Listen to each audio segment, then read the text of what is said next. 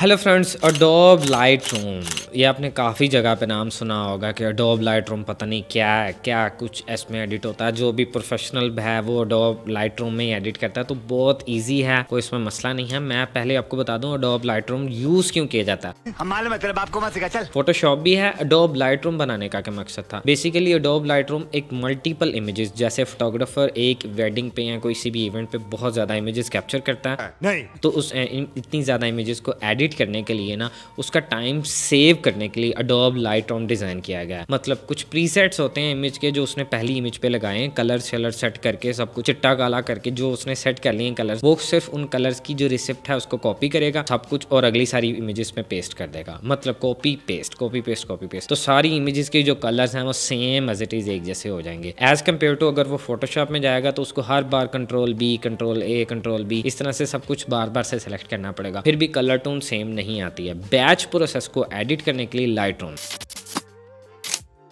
Lightroom की तरफ switch होते हैं। ये जी लाइटरूम का मेन इंटरफेस है। मतलब लाइटरूम है क्या, तो मैं आपको फटाफट से बताता हूँ कि लाइटरूम बेसिकली वर्क कैसे करता है। इधर ये कैटलॉग आती है, मतलब आपने कैटलॉग्स बनानी है, किसी चीज़ की भी कैटलॉग आप बना सकते हैं। यहाँ पर फोल्डर हैं, कौन कौन सा फोल्डर आप चूज़ करने हैं, किस तरह से क्या है। ये नीचे हार्ड ड्राइव वगैरह ये सब कुछ आ जाता है। मेन नेविगेशन है सबसे इंपॉर्टेंट, कि आपने इमेज कितनी जूम करनी है, कितनी वाइड करनी है, क्या है, ये सबसे इंपॉर्टेंट है। ये पार्ट ये आपकी है लाइब्रेरी, उसके बाद है डिवेल्प मार्जिन, उसके बाद है मैप, उसके बाद है बुक, उसके बाद स्लाइड शो, फिर प्रिंट और फिर वेब। ये सबसे इंपॉर्टेंट है सारा पार्ट लाइटरूम का, कि लाइटरूम किस तरह वर्क करता है। तो जो ये एरिया है यहाँ पर आप सब डाटा अपने को सेट कर सकते हैं, अपने मेटा डाटा को सेट कर सकते हैं कि आपका डाटा किस तरह से है। क्या कुछ फोटोग्राफर्स अपना वेडिंग का जो डाटा होता है, कुछ भी डाटा अपने कैमरे से लाइटरूम के जरिए ही कॉपी करते हैं। वो समझते हैं कि ऐसा सिक्योर है, वाकई इस तरह सिक्योर है, वायरसेस नहीं आते हैं, फाइल्स कॉपी होती हैं, वायरस कॉपी नहीं होता इस तरह से। तो ये उनके लिए है, ये सब कुछ डिज़ाइन किया गया। सबसे जो अब स्टार्ट करते हैं अपनी इमेज कैसे लाइटरूम के अंदर लेके आनी है, तो वो उसके लिए है ये इधर इंपोर्ट का बटन। ठीक है, हम यहाँ पर इंपोर्ट के बटन पे जाते हैं, तो ये यहाँ पर मैं प्रेस करता हूँ इंपोर्ट। तो इंपोर्ट के बटन पे हम क्लिक करते हैं तो एक न्यू पेज ओपन हो जाता है हमारे पास, कि हमारा डाटा कहाँ पर पड़ा हुआ है, किस फाइल में हमारा डाटा है। तो यहाँ पर हम सेलेक्ट करते हैं, हमने अपना ना डाटा बताना है उसको कि हमारा डाटा किस वाली ड्राइव में पड़ा हुआ है। तो मेरा अभी जो डाटा पड़ा हुआ है वो डेस्कटॉप पे है, तो मैं डेस्कटॉप में जाता हूँ। यहाँ पर डेस्कटॉप पे आ गया, फिर ये डीजे में पे आ गया, फिर यहाँ पर सिलेक्ट में, और ये देखें सारी इमेजेस जो मेरी अडोब लाइटरूम की इमेजेस, इसमें ज़्यादातर लोग मतलब 90% जो इसमें एडिट की जाती है इमेजेस वो रॉ इमेज एडिट की जाती है। रॉ इमेज जो है CR2 फाइल या कुछ भी रॉ फॉर्मेट, JPG के अलावा काफ़ी ज़्यादा है, DNG फॉर्मेट है। अगर आप नाइकॉन में जाते हैं तो NEF फॉर्मेट है, फिर DNG फॉर्मेट है। तो इसमें जो है वो लाइटरूम में रॉ इमेज एडिट की जाती है। फ़ोटो पे 2 टाइप्स की होती हैं, इसमें मैंने वीडियो बनाई है, ऊपर लिंक भी आ रहा है, डिस्क्रिप्शन में भी है, कि JPG और रॉ में क्या फ़र्क होता है इन दोनों पे। तो ये देखें सारी इमेजेस हैं, आपने जो इमेजेस इसमें से सेलेक्ट करनी है यहाँ से अनचेक कर सकते हैं, कि आप सबको अनचेक कर लें, सारे बिल्कुल डीसेलेक्ट हो गए हैं। चेक ऑल करेंगे तो सब सेलेक्ट हो गई हैं आपकी इमेजेस, अनचेक और चेक ऑल।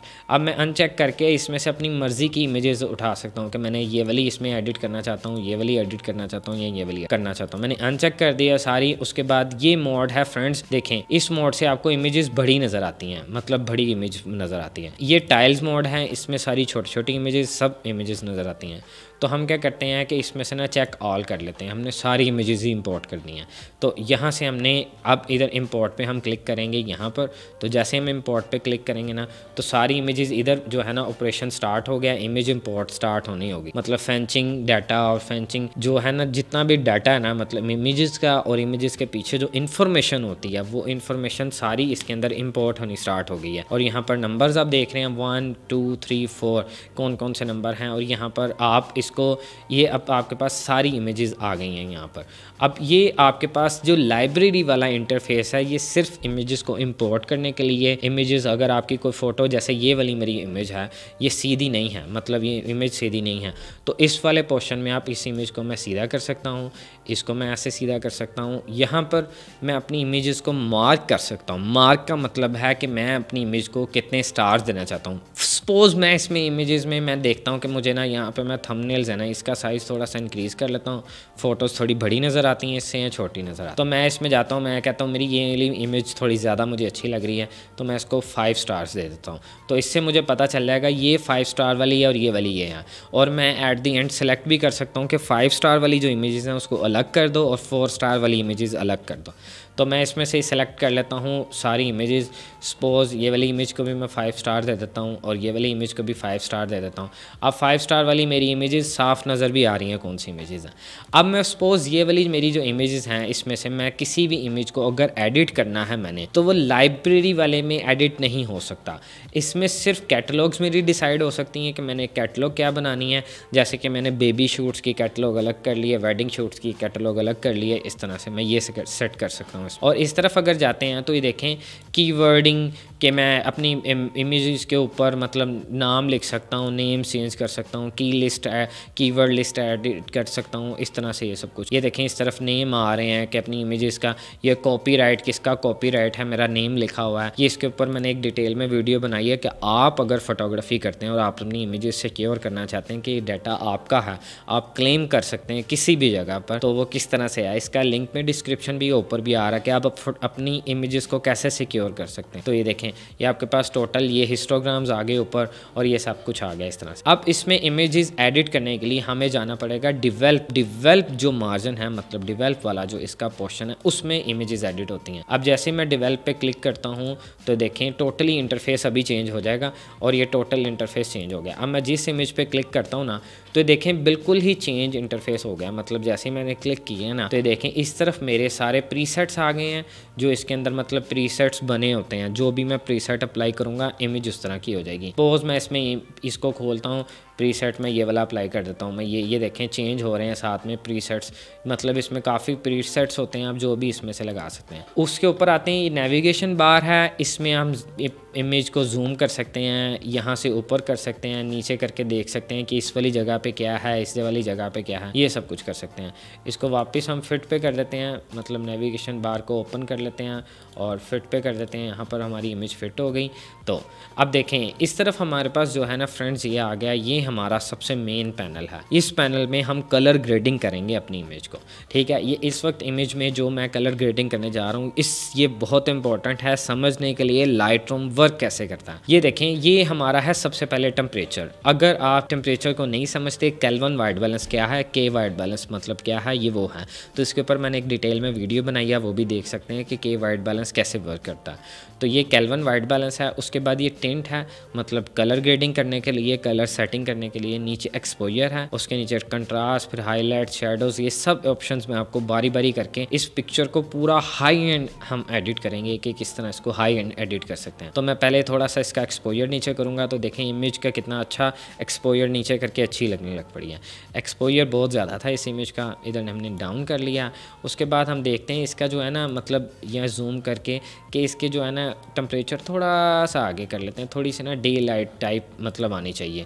मतलब पहले जो था वो ग्रीन ब्लूइश लाइट आ रही थी, तो ये मैं थोड़ा सा उसको येलोइश में चले गया। उसके बाद फ्रेंड्स नेक्स्ट आते हैं, तो देखें नेक्स्ट में मैं थोड़ा सा कंट्रास्ट इसमें ऐड करता हूँ ताकि फोरग्राउंड और बैकग्राउंड में थोड़ा चेंजिंग आनी स्टार्ट हो, कि मतलब सब्जेक्ट थोड़ा बाहर आना स्टार्ट हो। तो इधर ये हाईलाइट्स हैं, यहाँ से हाईलाइट्स से ये देखें ये वाला जो एरिया है ना ये हाईलाइट से कंट्रोल होगा। अब जैसे मैं हाईलाइट्स कम करूँगा ना तो ये जो एरिया है ना ये बैक होना स्टार्ट हो जाएगा। मतलब वो जो उसका पीछे जो एरिया था ना, मतलब जो हाई मतलब ब्राइट बर्न हो गया एरिया, मैं उस एरिया को वापस लाऊंगा। तो यहाँ से वाइटनेस से भी मैं थोड़ा सा इसको बैक ले आता हूँ, फिर ब्लैक को मैं थोड़ा सा ऊपर करता हूँ ताकि शेडोज़ थोड़े से ज़्यादा हो जाएँ, थोड़ा सा शेडोज़ कम से कम नज़र आएँ। यहाँ से भी शेडोज़ को थोड़ा सा इंक्रीज़ करते हैं क्योंकि इमेज कुछ ऐसी है। उसके बाद नीचे आते हैं, ये फ्रेंड्स ये जो पोर्शन है ये मेरा फेवरेट है एडिटिंग करने में, ये क्लैरिटी है, ठीक है। क्लैरिटी मैं जब डालता हूँ ना इमेज में तो ये फिर इमेज ना बाहर आने को करती है। मतलब इमेज ये देखें मैं क्लैरिटी ज़्यादा कर रहा हूँ ना तो इमेज के अंदर से ना क्लियर हो रहे हैं, जो एजेस हैं उसके बाहर आ रहे हैं। उसके बाद ये नीचे देखें फ्रेंड्स, ये नीचे वाइबियंस है। वाइबियंस एक सैचुरेशन फॉर्म की नेक्स्ट फॉर्म है। सैचुरेशन और वाइबियंस में एक डिफरेंस मैं वीडियो बनाऊंगा, ये मुझे अब देख के पता चल रहा है कि इसके ऊपर भी एक डिटेल्ड वीडियो होनी चाहिए। तो इधर सैचुरेशन में थोड़ी सी ज़्यादा कर लेता हूँ, यहाँ तक ठीक है। फिर ये नया खोलते हैं टोन एंड कर्व्स, इसमें हमें नहीं इतना टेंशन है करने के लिए। ये फिर फ्रेंड्स सबसे इंपॉर्टेंट है, क्यों लोग अडोब लाइटरूम की तरफ जाते हैं, लाइटरूम की तरफ जाने का मकसद क्या है। तो ये देखें, मैं ऑल पे क्लिक करता हूँ तो ये देखें ये सारे मेरे पास कलर आ गए, और ये ह्यू पे करता हूँ तो क्यू, सैचुरेशन और ल्यूमिनेंस, ठीक है। ये देखें ये कलर्स आ गए। अब मेरे पास ये जो ग्रीन कलर है ना, मेरी आइज़ को अफेक्ट कर रहा है, तो मैं इसकी सैचुरेशन में जो ग्रीन कलर है ना, इसको मैं कम कर सकता हूँ, मतलब इसको थोड़ा डीसैचुरेटेड कर सकता हूँ। ये देखें अब ग्रीन कलर इसमें से कम हो रहा है, बिल्कुल मतलब कम हो रहा है। अब देखें ये देखें ग्रीन कलर इसमें से कम हो रहा है। अब मैं चाह रहा हूँ कि इसके अंदर जो ये ब्लू कलर है ना, ये वाला जो कलर है ब्लू, तो ये ब्लू कलर को मैं थोड़ा सैचुरेटेड करना चाह रहा हूँ। तो ये देखें ये ब्लू कलर, सिर्फ ब्लू कलर ही इंक्रीज़ हो रहा है इसमें से। तो अब मैं चाह रहा हूँ कि ये जो ब्लू कलर है ना, इसकी थोड़ी लाइट थोड़ी सी कम होनी चाहिए। तो मैं ल्यूमिनेंस पे जाऊँगा इसकी लाइट कंट्रोल करने के लिए। तो ब्लू का मैं थोड़ा सा डार्क कर रहा हूँ इस तरफ से को, और जो मैं ग्रीन्स हैं, ग्रीन्स को भी थोड़ी सी लाइट कम कर रहा हूँ। और ये जो ये जो डोर्स हैं, इन डोर्स को थोड़ा सा ऑरेंज से मैं थोड़ा सा इधर, और ये देखें अब मतलब ना इमेज का आप एक एक चीज़ सेट कर सकते हैं, एक एक कलर सेट कर सकते हैं। अब ये इतनी डिटेल में सेटिंग करने के बाद मतलब इसके बाद कलर ग्रेडिंग में आप आते हैं, फिर ये 3 वे कलर ग्रेडिंग में चल जाते हैं। फिर नेक्स्ट ये इतनी फिर बहुत ज़्यादा लंबी वीडियो हो जाएगी, मैं बताना शुरू करूँगा ये इसकी नॉइस क्लियर करने के लिए कि शार्पनेस नॉइस कैसे आप रिडक्शन कर सकते हैं। इस पर आप जितना इस पर खपेंगे, इसको लर्न करेंगे, उतना ही आपको ज़्यादा अच्छा लगेगा, उतनी ही ज़्यादा आप लर्निंग कर सकते हैं। नीचे आते हैं, फिर लेंस करेक्शन है, इसमें आप लेंस करेक्शन में खुद से ऐड भी करवा सकते हैं। जैसे मैं इसमें इनेबल लेंस करेक्शन करता हूँ तो ये सिंक कर लेता है कि मेरा इस वक्त लेंस कौन सा यूज़ हुआ था। तो मैंने 24-105 पे इमेज बनाई है कैनन के लेंस पे। तो देखें अगर मैं लेंस करेक्शन को ऑफ करता हूँ तो ऑन करता हूँ, देखें ये था लेंस और ये अनेबल हो गया है। कंप्यूटर ने खुद ही करेक्ट किया कि लेंस करेक्शन किस तरह से काम करेगी। उसके बाद नीचे आते हैं, फिर ट्रांसफॉर्मेशन है। इसमें ट्रांसफॉर्मेशन में आप देख सकते हैं कि इसके लेवल्स आप देख सकते हैं। अगर आपकी फ़ोटो थोड़ी सी टिल्ट है, हॉरिजॉन्टल आपने करनी है, थोड़ा सा एस्पेक्ट रेशियो रोटेट करनी, मतलब फ़ोटो थोड़ी सी टेढ़ी आपकी अगर खींची हुई है, तो उन चीज़ों को अगर आपने सेट करना है तो वो सब कुछ यहाँ से सेट कर सकते हैं। ऑफ सेट और रोटेट और वर्टिकल और हॉरिजॉन्टल चीज़ें सेट कर सकते हैं। उसके बाद इफ़ेक्ट्स में आते हैं। ये फ्रेंड्स बहुत इंपॉर्टेंट है ये भी चीज़। ये इफ़ेक्ट्स में ना इसमें डिफरेंट टाइप के इफ़ेक्ट हैं। जैसे कि मैं आपको इसमें एक इफ़ेक्ट अप्लाई करके दिखाता हूँ। ये देखें ये साइड्स जो हैं वो डार्क होनी स्टार्ट हो गई हैं, मतलब थोड़ा सा ना आपका जो विजन है वो जिस जगह पे जाना चाहिए, इमेज के जिस एरिया को दिखाना चाह रहे हैं अब वो विजन आपको दिखाएगा। उसके बाद फ्रेंड्स नीचे आते हैं ना, इधर नॉइस रिडक्शन है। ये आपकी इमेजेस में काफ़ी कम करेगा, गेन डालनी है कि नहीं डालनी है आपने इमेज। ये फिर कैलिब्रेशन लास्ट पे आती है। अक्सर ऐसी इमेजेस होती हैं जिनमें आपको कलर्स कैलिब्रेशन करनी पड़ती है। इस इमेज में नहीं इतनी ज़रूरत है, लेकिन अक्सर इमेजेस में ज़रूरत है। ये बहुत प्रो लेवल टिप है, ये नेक्स्ट फॉर्म में जाके आपको समझ आएगा कि किस तरह से है। ये total A to Z format है। ये एक्सपोजर थोड़ा सा कम कर लें यहाँ पर, और ये देखें कि अब फ्रेंड्स मैं आपको ये दिखा सकता हूँ कि ये इमेज जो मैंने एडिट किया है ये पहले क्या थी और ये क्या थी। अब पहले जो इमेज थी वो ये थी, मतलब बिफोर और आफ्टर में आपको एक विजुअल पता चल रहा है कि इमेज बिफोर और आफ्टर में कितना बड़ा डिस्टेंस है, मतलब कितना गैप है कि आके कुछ मैंने सेट कर लिया इमेज में और कितने कम टाइम में, इतने कम टाइम में मैंने सेट कर लिया। अब लाइटरूम में अब मैं चाहता हूँ यही सारी इंफॉर्मेशन, मतलब यही सारी कलर ग्रेडिंग, यही सारी कलर में जो मैंने कलर बैलेंसिंग की है वो अब मैं अपनी नेक्स्ट इमेज में डालना चाहता हूँ। तो ये सबसे बड़ा मसला है जिसकी वजह से अडोब लाइटरूम डिज़ाइन किया गया। अब मैं इसमें क्लिक करता हूँ इस तरफ और मैं ये जो एरिया है ना इस तरफ, ये फ्रेंड्स यहाँ पर अब आपने ना ये देखें, ये इधर आते हैं ना तो यहाँ पर है कॉपी पे आप क्लिक करते हैं ना तो ये इधर सारा ओपन हो गया पैनल। क्या आपने इसमें से क्या क्या कुछ कॉपी करना है, मतलब ये सब चीज़ें। तो मैं हमेशा ऐसा करता हूँ कि मैं करता हूँ यहाँ पर चेक ऑल, क्योंकि अक्सर ऐसी कोई चीज़ होती है जो नहीं पता होती, वो नहीं कॉपी की होती है, अपने अप्लाई की होती लेकिन नहीं होती। तो चेक ऑल और फिर कॉपी, हमने कॉपी कर लिया अब सब कुछ। अब मैं इस इमेज पे गया हूँ, इस इमेज पे कुछ भी नहीं हुआ अभी तक, ठीक है। तो ये बिल्कुल ओरिजिनल इमेज है। मैंने इस पे यहाँ पर क्लिक करना है फ्रेंड्स पेस्ट पे, और पेस्ट पे मैं जैसे ही क्लिक करूँगा ना तो ये बिल्कुल वो इमेज का सारा डाटा उठा के इसने इस इमेज में डाल दी। तो ऐसे जब मल्टीपल इमेजेस होती हैं, अब देखें जो मल्टीपल इमेजेस हैं वो कलर, इस इमेज के कलर और इस इमेज के कलर वो नियर बाय सिमिलर हो गए हैं कि वो इमेज को मैं क्या, इसमें थोड़ी सी मुझे एक्सपोजर थोड़ा सा यहाँ पर करना पड़ेगा, हाईलाइट्स और शेडोज थोड़े से कम, और फिर मतलब वाइडनेस यहाँ पर, फिर ब्लैकनेस थोड़ी सी कम, एक्सपोजर थोड़ा सा ज़्यादा, ये इमेज थोड़े डार्क एरिया पे सेट हुई है। तो ये काफ़ी चीज़ें मुझे अभी इसमें सेट करनी पड़ेंगी। लेकिन क्या था कि जो मैंने सारी इन्फॉर्मेशन थी मेरी ये वाली इमेज की, इस इमेज की जो सारी इन्फॉर्मेशन थी, जो मैंने इसमें कलर ग्रेडिंग किया था, हर एक चीज़ वो एज इट इज़, वो सिर्फ कॉपी और पेस्ट से, अब मैं वही सारी इन्फॉर्मेशन अगर इसमें पेस्ट करता हूँ इस वाली इमेज में, तो मैं जैसे ही पेस्ट किया ये देखें ये इमेज में बिल्कुल वो मतलब सारा कुछ पेस्ट हो गया। और मैंने सिर्फ वर्किंग एक इमेज पे की थी और इस इमेज पे टोटल स्काई भी आ गया, और टोटल मेरी इमेज जो है ना एक सिंगल क्लिक पे हाई एंड एडिट हो गई है। हाई एंड एडिट हो गई, आप समझ रहे हैं इस बात को, हाई एंड एडिट हो गई क्योंकि रॉ फॉर्मेट में मैंने कैप्चर की थी, इस वजह से ये image total high and edit हो गई है। अब देखें, अब इस इमेज को, ये तो हमने कंप्लीट लाइट रूम के टोटल मैंने ओवरऑल आपको हर चीज़ बता दी है कि लाइट रूम वर्क किस तरह करता है। लाइट रूम के अब एक ना प्रो लेवल के फीचर्स हैं, वो समझने बहुत ज़रूरी हैं। वो फीचर्स क्या हैं ये देखें। अब मैं इस इमेज में जाता हूँ, सपोज ये हमने एडिट नहीं किया, ये एक पोर्ट्रेट मैंने कैप्चर किया था, बहुत ही अच्छा पोर्ट्रेट मिला था एक वहाँ पे माउंटेन्स पे। ये देखें इस इमेज में हम इसके अलग अलग एरिया सेलेक्ट कर सकते हैं लाइट रूम से, ठीक है। मैं क्या करता हूँ कि मैंने इसको एक्सपोजर कम किया है, लेकिन ये देखें मेरी पूरी इमेज का एक्सपोजर कम हो रहा है, मतलब मेरी पूरी इमेज का जो है ना एक्सपोजर वो कम हो रहा है। और मैं नहीं चाहता हूँ कि बैकग्राउंड का एक्सपोजर कम हो, तो मैं उसका ये तरीका है कि यहाँ पर मैं जाता हूँ ये मास्किंग पे, ठीक है। या मैंने क्लिक किया है मास्किंग पे और मैंने इस पे यहाँ पे क्लिक करना है, ठीक है। ये नेक्स्ट न्यू इंस्टॉल किया इसलिए पंगे आ रहे। मास्किंग पे मैंने क्लिक किया तो देखें ये अडोब लाइट रूम 2023 वाला फीचर है ना, इसमें बहुत अच्छी चीज़ है। अब इसने क्या किया, मेरा सब्जेक्ट है जो, वो सब्जेक्ट की मास्किंग अलग कर दी है। ये देखें डिटेक्टिंग कर रहा है इस वक्त, ये वर्किंग कर रहा है इस पर, इसने सब्जेक्ट की मार्किंग अलग कर दी है मेरी। और मतलब टोटल जो मेरा मतलब मास्किंग में जो था क्या क्या चीज़ें मैंने सेलेक्ट करनी है सब्जेक्ट में, उसके मुताबिक मेरा देखें फेस अलग है और मतलब फेस की अलग है। इधर से मैं न्यू मास्क क्रिएट करता हूँ तो देखें स्काई सेलेक्ट, ये देखें स्काई सेलेक्ट बैकग्राउंड, अब बैकग्राउंड का मास्क अलग उसने क्रिएट कर दी। अब मेरे पास ये अलग अलग मास्क आ गए हैं। अब मैं अगर इसको फेस को एडिट करना चाहता हूँ तो देखें ये फेस को मैं अलग से एडिट कर रहा हूँ तो सिर्फ फेस का एक्सपोजर चेंज हो रहा है, और किसी चीज़ का भी एक्सपोजर चेंज नहीं हो रहा। मैंने यहाँ पर कर लिया इसको सेट, और मैं बैकग्राउंड पे जाता हूँ तो बैकग्राउंड का एक्सपोजर थोड़ा सा कम कर लेता हूँ और इसकी हाईलाइट्स थोड़ी सी कम करता हूँ ताकि इस जगह पे हाईलाइट्स थोड़ी सी ज़्यादा हैं। ब्लैक्स थोड़े से उठाता हूँ ताकि थोड़ी सी बैकग्राउंड नीट लगे, और इसको मैं थोड़ा सा सैचुरेशन थोड़ी सी ऐड करना चाहता हूँ, सैचुरेटेड करना चाहता हूँ थोड़ी सी बैकग्राउंड। तो मैंने यहाँ से इसको सैचुरेटेड कर लिया है यहाँ पर ऑलमोस्ट। तो देखिए मेरे पास इस वक्त दो मास्क हैं, ये फ्रंट वाला और फिर मतलब बैकग्राउंड वाला।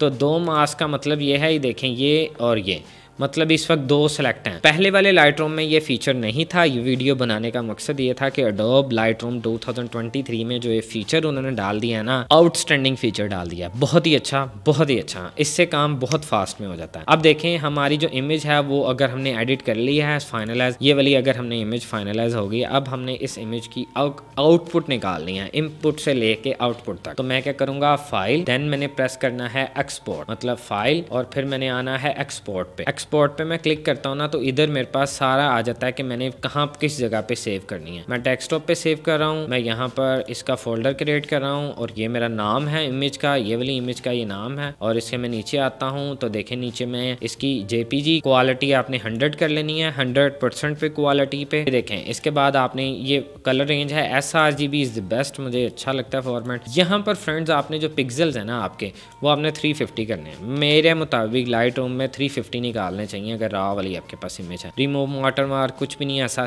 कुछ भी नहीं सिलेक्ट करना, ये सारी ऑप्शंस बिल्कुल ठीक है।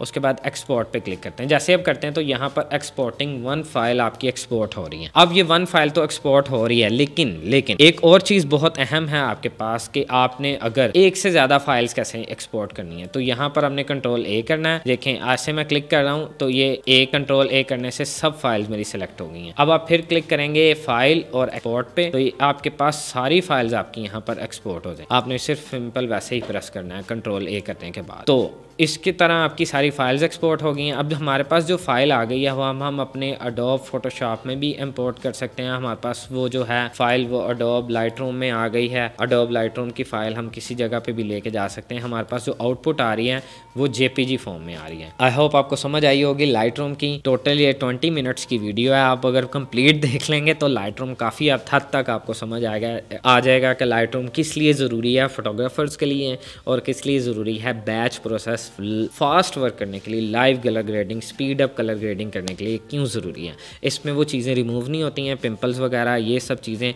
तो बाकी चीज़ें जो आप काफ़ी कुछ कर सकते हैं लाइटरूम में। आप कलर ग्रेडिंग कर सकते हैं, आप स्काई को नीचे लेके आ सकते हैं, स्काई का कलर कम, ये वो सब कुछ ये बहुत अच्छी कर सकते हैं चीज़ें। और बैच प्रोसेसर कॉपी मारें, दर पेस्ट मारो तो बस कंप्लीट हो गया काम। आई होप आपको वीडियो पसंद आई होगी। अगर वीडियो इन्फॉर्मेटिव लगी है आपको और समझ आई है आपको लाइटरूम और सीखना है, लाइटरूम के बारे में और टिप्स चाहिए आपको कि लाइटरूम में कोई मसला आ रहा है, आप कमेंट कर सकते हैं और मुझे इंस्टाग्राम पर भी DM कर सकते हैं। लाइटरूम में अगर कोई अच्छी सी आप इमेज एक्सपोर्ट करते हैं, कोई बेहतरीन कलर ग्रेडिंग करते हैं तो मुझे आप इंस्टा पे टैग भी कर सकते हैं और DM भी कर सकते हैं। और चैनल को सब्सक्राइब करें, लाइक करें। See you in the next video, bye bye.